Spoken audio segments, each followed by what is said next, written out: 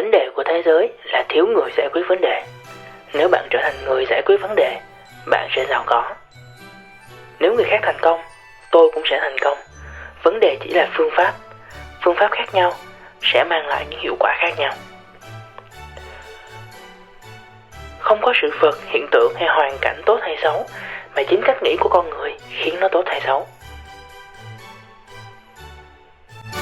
Đó là công cụ của chủ nghĩa tư bản. Đó là sản phẩm của giai cấp thống trị.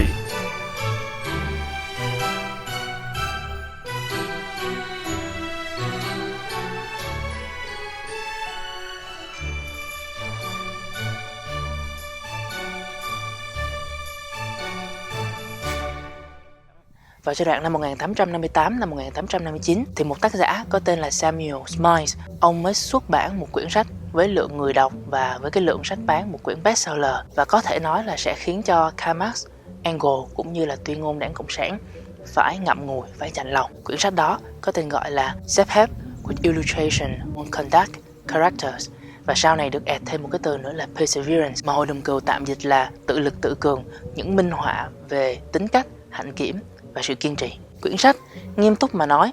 cũng không có gì đặc biệt cho lắm. Nó chủ yếu kể lại câu chuyện vượt khó của các nam thị dân tại Vương quốc Anh trong xã hội tại thời điểm đó, thì họ đã thăng tiến trên những cái cấp bậc và những cái tầng lớp xã hội như thế nào, và từ đó hình thành cái mà người ta hay gọi tại thời điểm này là energetic individualism, mà chúng ta có thể tạm dịch là chủ nghĩa cá nhân mãnh liệt. Và giới nghiên cứu gọi cái quyển này không ngoa là cái quyển kinh thánh của chủ nghĩa tự do, của liberalism, của xã hội Victorian tại Anh. Tuy nhiên thì thời sau 2 thế kỷ thì cho đến thời điểm hiện tại, chủ nghĩa Marxism có thể được xem là một trong những loại chủ nghĩa có tính chiến đấu cao nhất, có cái tính vũ trang cao nhất, và cũng có thể nói là có sức sống dai dẳng nhất trong hầu hết tất cả các nhánh triết học. Trong khi đó thì chúng ta lại ít khi nghe nói đến Samuel Smiles và cái quyển sách này của ông. Mặc dù vậy, cái khái niệm self-help này cũng như là cái chủ nghĩa cá nhân mãnh liệt, energetic individualism này, nó dần trở thành một thứ văn hóa, nó dần trở thành một thị trường, và thậm chí cũng có thể nói là nó đã dần trở thành một thứ tôn giáo trong văn hóa hiện đại, mà cái tầm ảnh hưởng của nó có thể nói là không hề thua kém nếu so sánh với bất kỳ những cái nhánh triết học chủ yếu nào, kể cả Marxism. Chúng ta biết rằng chính cái phong trào self-help này đã thời trang hóa lại cái ngôn ngữ xưa cũ của cái quyển Tôn Tử Binh Pháp của De Agapua, biến trở thành một cái ngôn ngữ cho cái lối sống, cho cái cách sống. Hay là tiếp tục đi vào cái thiên niên kỷ mới, thì cái động lực của văn hóa self-help cũng là cái lý do làm sống lại Stoicism và biến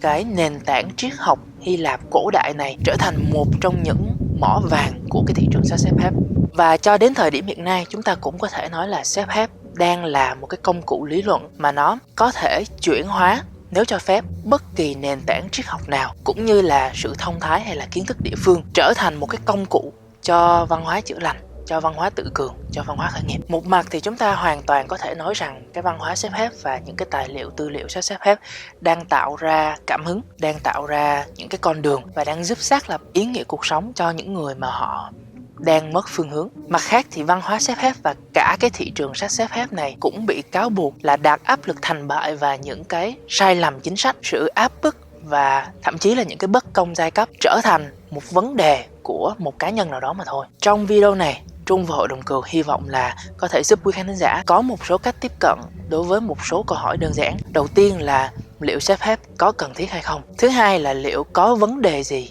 với những cái tài liệu, với những hệ thống sách self-help hiện nay hay không? Và cuối cùng là liệu cái cáo buộc cho rằng hệ thống sách self-help hiện nay là chân rết của chủ nghĩa tân tự do và chủ nghĩa tư bản, thì những cái cáo buộc như vậy nó có hợp lý hay không? Trước tiên, để nói về mối quan hệ giữa self-help và chủ nghĩa tân tự do và xem anh nào là chân rết của anh nào, thì chúng ta cần phải hiểu neoliberalism, chủ nghĩa tân tự do là gì. Về mặt lịch sử thì chủ nghĩa tân tự do xuất hiện mạnh mẽ nhất vào khoảng cuối giai đoạn chiến tranh lạnh, từ thập niên 70-80, và nếu muốn nói cụ thể thì nó bùng nổ với sự sụp đổ của Liên bang Xô Viết. Xét về mặt nội dung thì Trung nghĩ là chúng ta sẽ rất khó để có thể gói neoliberalism, cái chủ nghĩa tân tự do này, lại thành một cái khái niệm nhất quán cụ thể mà mọi người và mọi nhà nghiên cứu có thể đồng ý với cái khái niệm này, bởi vì mỗi ngành họ sẽ có cách tiếp cận với tân tự do khác nhau. Nếu theo cách tiếp cận của riêng Trung, và hy vọng là có thể giúp cho quý khán giả dễ hiểu hơn, thì chủ nghĩa tân tự do có thể được định nghĩa thông qua cách tiếp cận chính. Đầu tiên là chủ nghĩa tân tự do cho rằng tự do thị trường vẫn là cái gốc và là yếu tố quyết định cho tự do của con người. Bởi vì sao?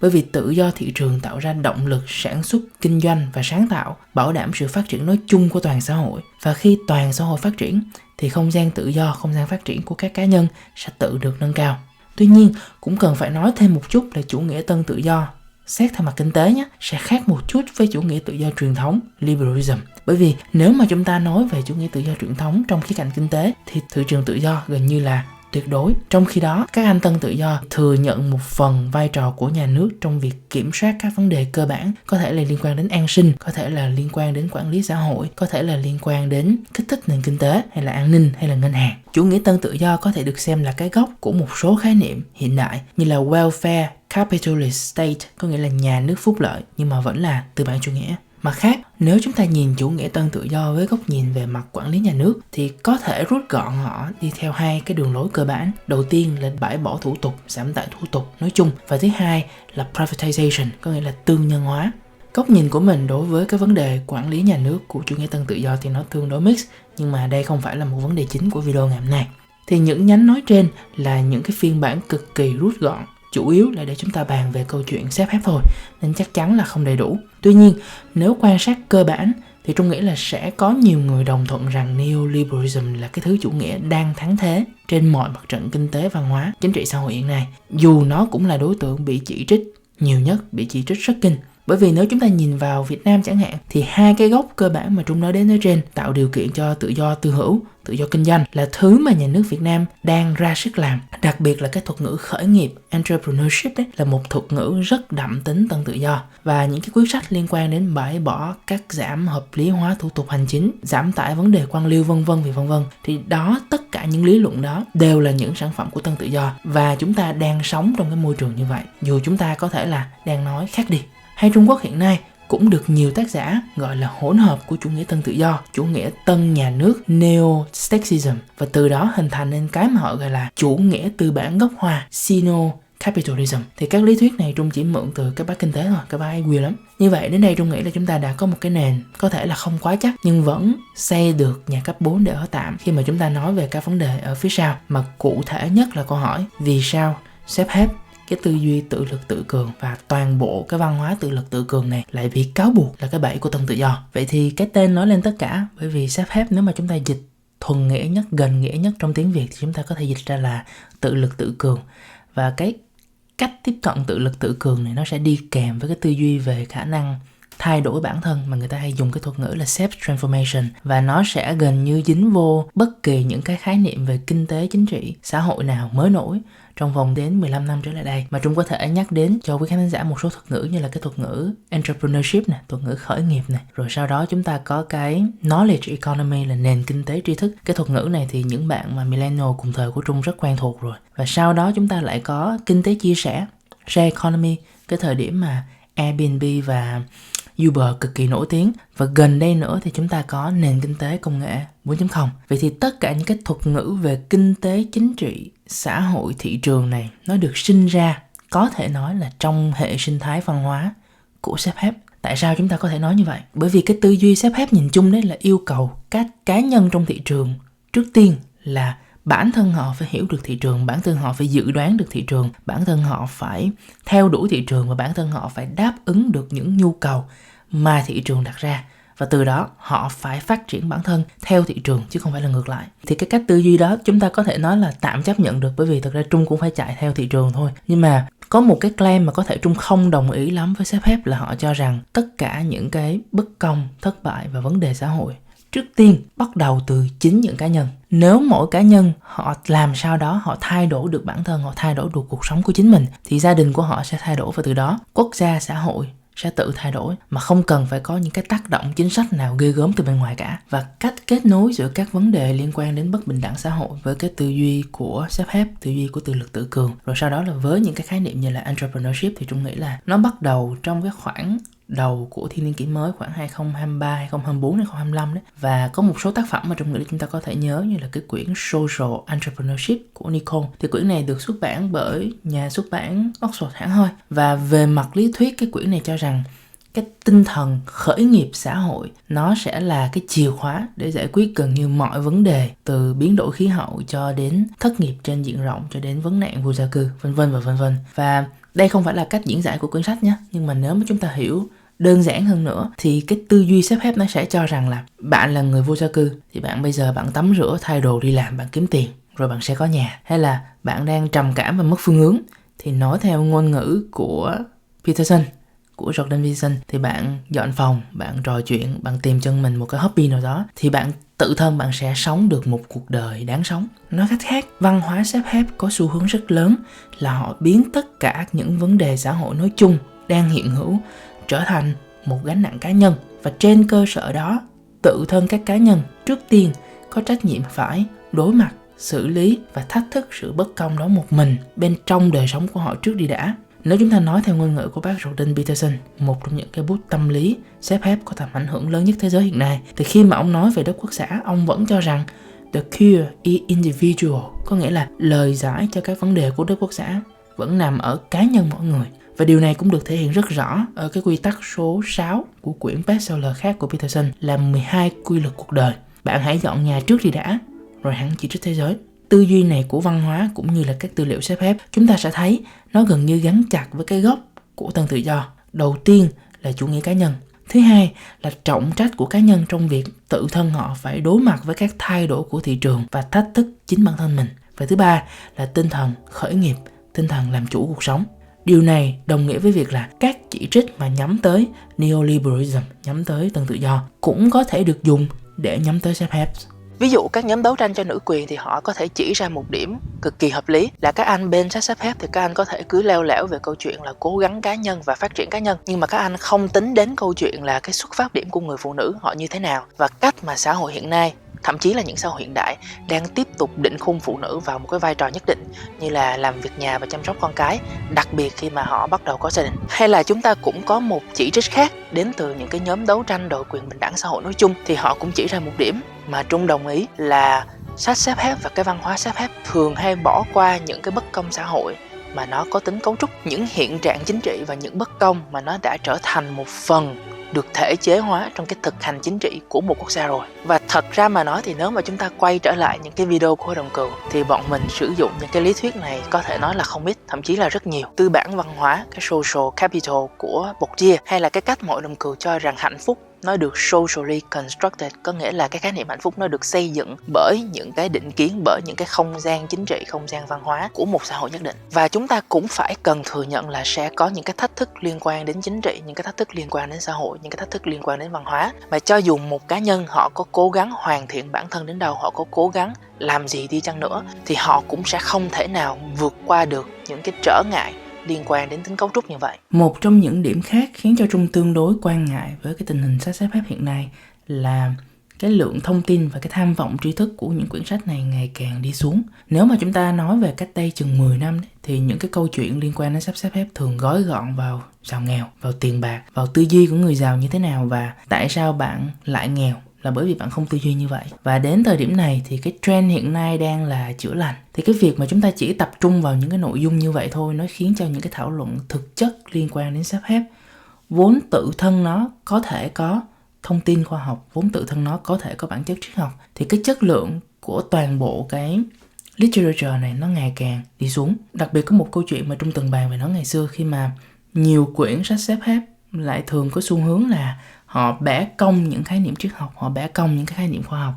để mà họ gắn vào nó những cái nội dung mà dường như tác giả chỉ móc từ túi họ móc ra thôi. Một trong những cái ví dụ mà Trung có thể nhắc đến ngay tại thời điểm này là một cái khái niệm có tên gọi là essentialism. Nó là một cái chủ thuyết, nó là một cái cách tiếp cận triết học tương đối nổi tiếng, hay chúng ta có thể nói là tai tiếng trong triết học nói chung, mà chúng ta có thể tạm dịch là bản chất luận. Mà nó ngắn gọn chúng ta hiểu là họ cho rằng, những người nghĩ theo cái hướng bản chất luận này, họ cho rằng mỗi sự vật hiện tượng đều có một cái bản chất, một cái đặc tính tất yếu, và nếu không có cái đặc tính, không có cái bản chất đó thì sự vật hiện tượng đó sẽ không còn là sự vật hiện tượng đó nữa. Thì đây là một cái lý thuyết tương đối nguy hiểm nếu mà chúng ta gắn nó vào những cái khái niệm khoa học xã hội, bởi vì chúng ta sẽ có những cái thuật ngữ như là religious essentialism, hay là chúng ta có cái thuật ngữ là racial essentialism. Đây đều là những cái thuật ngữ, những cái cách tiếp cận, những cái cách tư duy nó rất là cực đoan, và rất ít khi cái thuật ngữ này được phân tích dưới cái lăng kính tích cực. Nhưng mà vấn đề ở chỗ là qua cái bàn tay của các bác xếp phép ở nước ngoài và qua cái bàn tay dịch ở Việt Nam, bây giờ các bạn thử bật một cái tab mới trên Google, các bạn search Essentialism là gì. Thì bây giờ Trung chờ 10 giây để các bạn chờ xem là cái khái niệm đầu tiên, cái dòng đầu tiên nó hiện ra là gì nhé. Vậy thì các bạn sẽ thấy là cái dòng đầu tiên hiện ra khi mà giải thích Essentialism bằng tiếng Việt, họ giải thích là đây là chủ nghĩa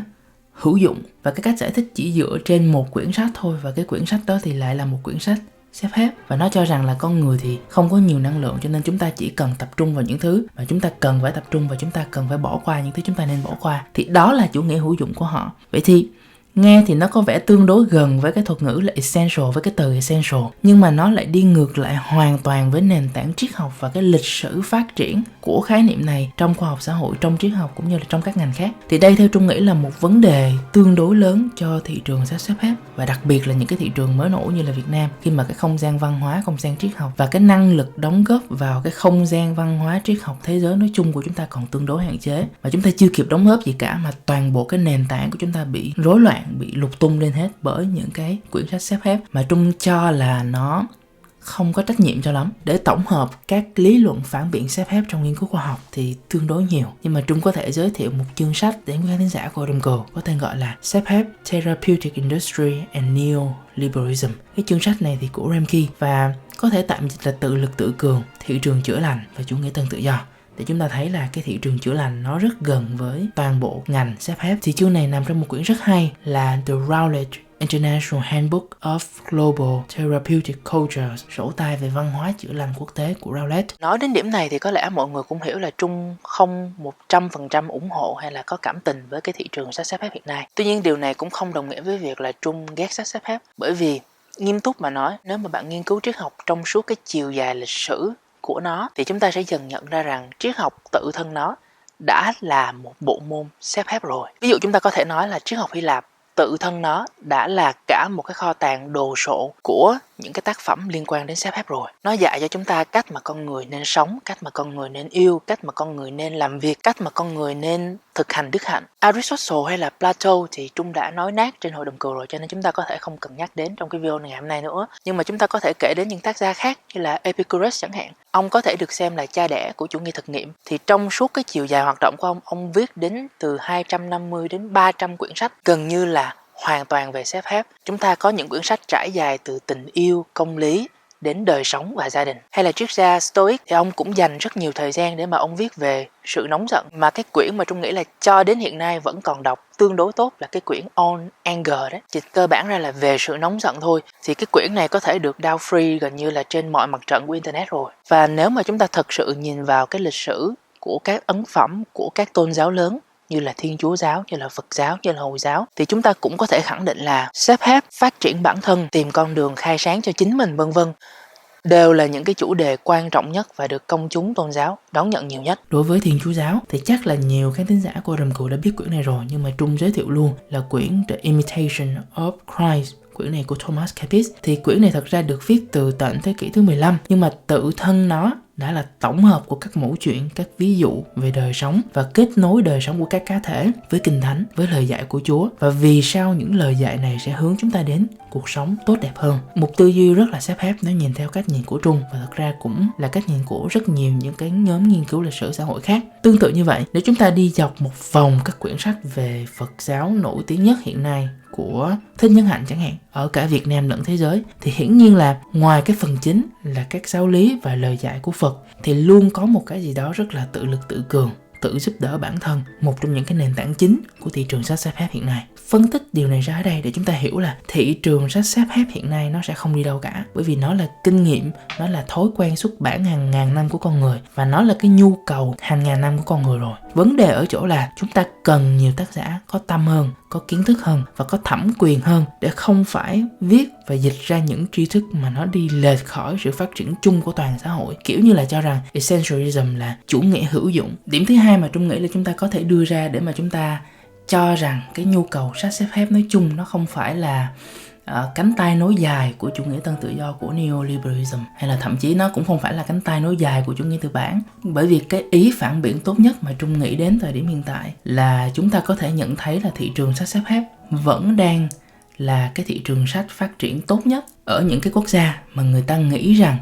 nó có cái xu hướng phản đối chủ nghĩa tư bản, phản đối tân tự do nhiều nhất, ít nhất là về mặt hình thức. Ví dụ ngay lập tức chúng ta có thể nhắc đến cái ứng cử viên là Trung Quốc. Thì Trung Quốc là một trong những thị trường sách xếp hép lớn nhất hiện nay. Và bạn có thể nói là nó lớn bởi vì nó có dân số nhiều thôi, nhưng mà thật ra không phải. Ngay cả khi mà chúng ta xét đến cái tỷ lệ sách in thì thị trường Trung Quốc vẫn là một trong những thị trường sách xếp hép lớn nhất trên thế giới. Và theo một cái điều tra thống kê của The Economist thì họ thấy rằng là tại Bắc Mỹ, nếu mà thị trường sách xếp hép chỉ chiếm chừng 6% tỷ lệ sách in, thì ở Trung Quốc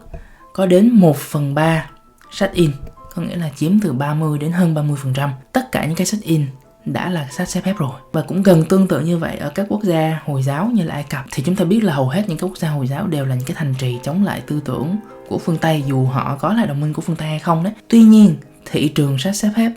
mà trong trường hợp Trung nói là đang nói về Ai Cập, thì nó lại là một trong những cái thị trường sách phát triển nhất tại các quốc gia này. Điều này theo Trung nghĩ là nó có thể cho chúng ta thấy phần nào xếp hép thực ra nó không hẳn là nó tạo ra lợi thế cho chủ nghĩa tư bản hay là nó tạo ra lợi thế cho tân tự do, mà nó tạo ra một cái lợi thế nhất định cho bất kỳ cái hiện trạng chính trị nào. Cái khái niệm chúng ta có là status quo đấy. Và nó tạo ra lợi thế cho bất kỳ nhóm thống trị trong bối cảnh kinh tế chính trị nào của một cái quốc gia. Vì sao Trung lại nói như vậy? Bởi vì khi mà bạn đặt quá nhiều trách nhiệm lên cá nhân, trách nhiệm về an sinh, trách nhiệm về thành công, trách nhiệm về thay đổi bản thân, trách nhiệm vào chỉ tập trung vào những thứ mình có thể kiểm soát và phải chấp nhận, phải bỏ qua những thứ mà mình không kiểm soát được, ví dụ như là chính trị, như là bất công xã hội chẳng hạn, thì cái bộ máy chính trị đó, bộ máy chính trị mà đang nắm quyền lực, bất kể là nó là chủ nghĩa tư bản hay nó là một chủ nghĩa khác, bộ máy chính trị cầm quyền này vẫn có thể được giải tỏa những cái áp lực về mặt tâm lý và về mặt yêu sách từ phía dân cư của mình. Hiểu đơn giản là khi mà bạn có cả một cái thị trường sách khổng lồ và cái thị trường này tự nói với cái dân cư của bạn là bạn nghèo là bởi vì bạn làm việc không đúng, bạn tư duy không đúng, bạn thất nghiệp là do lỗi của bạn không hội nhập và thay đổi, hay là bạn cảm thấy bất an về thế giới bởi vì bạn chưa thực hành chánh niệm chẳng hạn, vân vân và vân vân, thì cái trách nhiệm an sinh xã hội và vai trò của chính phủ trong các trao đổi của quốc dân từ đó nó bị giảm tải xuống. Và đó là cái lợi thế mà sách xếp hép tạo ra cho cái hiện trạng chính trị, tạo ra cho cái status quo. Và theo Trung cũng bởi vì lý do này mà các chính quyền, dù là tôn giáo, dù là chính quyền chủ nghĩa xã hội hay là chính quyền tư bản chủ nghĩa, đều sẽ nhận thấy xếp hép là một đồng minh thân thiện đối với cái cấu trúc chính trị của họ. Và nó cũng lý giải được phần nào là tại sao tất cả những cái thị trường sách khác đều có thể bị kiểm duyệt, đều có thể bị giảm tải, nhưng mà sách xếp hép thì gần như là luôn luôn được chào đón. Vậy thì đó là toàn bộ nội dung của video ngày hôm nay. Trung không biết là Trung có duyên để mà gặp được quý khán thính giả nào mà ngồi đến cuối video hay không. Nhưng mà Trung rất hy vọng là nếu mà bạn thấy những cái thông tin mà Hội đồng Cừu đưa ra ngày hôm nay là hay hay là thú vị, thì bạn có thể để lại một like, đăng ký kênh và share video này cho bạn bè, bởi vì nó giúp ích cho nhóm rất nhiều. Một lần nữa, rất cảm ơn quý khán thính giả và hẹn gặp lại ở những video tiếp theo.